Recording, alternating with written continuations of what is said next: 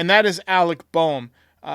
There's been talk about possibly picking up a third baseman, and if the Yankees decide to move Jazz back to second base, that's probably something they're going to have to do.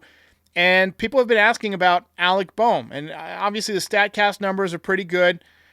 He's had some maturity issues that have kind of dragged him down. He kind of got benched in the playoffs. He likes to destroy stuff and throw a fit when he has a bad at bat or grounds into a double play. That's nothing we haven't seen before. Paul O'Neill was one of those guys. But his baseball savant numbers are quite good. He's an above-average fielder. He's a bad base runner. Not sure we need one of those. He's a contact hitter who sprays the ball all over the ballpark. You can see, if you're watching on YouTube, the spray chart line to line. Some of those doubles he hit to the opposite field would be home runs at Yankee Stadium. But I asked you yesterday how you felt about him, and you said you weren't interested. So just kind of wanted to find out, what's the deal?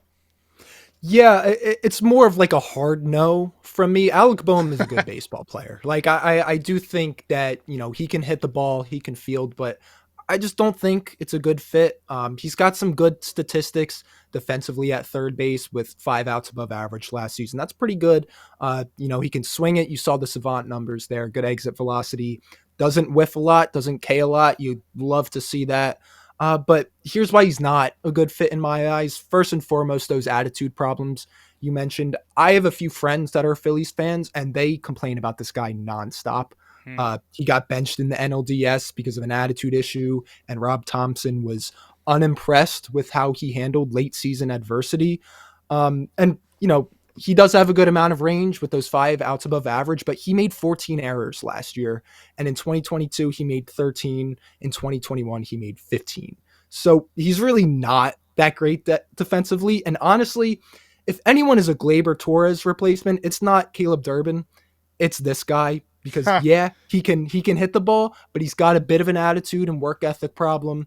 And he's not only a liability defensively, as with all those errors, but he's also a liability on the base paths. He had a negative 2.6 base running runs above average, and StatCast gave him a negative 2 base running run value. So at face value, it seems like a good fit. He has a good bat, and he only has 2 or 3 more years left on his rookie contract. But looking at the big picture, I just do not see it doing well for the Yankees. I think it would be more of a headache than anything for the Yankees and their fans.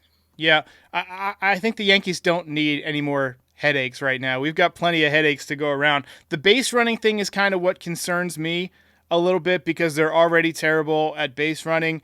And, attitude problems with young players, it really depends on the type of attitude problem, right? I mean, if somebody's pissed off at themselves, right, for making an out or whatever and smashing some stuff, like Paul O'Neill's one of those guys. It could actually be kind of fun.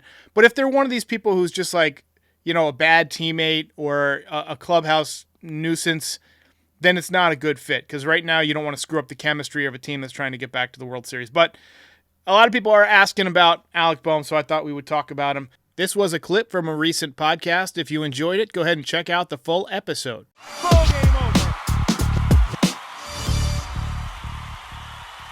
If you enjoyed this video, please drop a like and give us a subscribe. It helps other Yankees fans find the channel. We're also on all your favorite podcast platforms and social media. Join the community, have some fun. We're here after every game. This is Pinstripe Territory.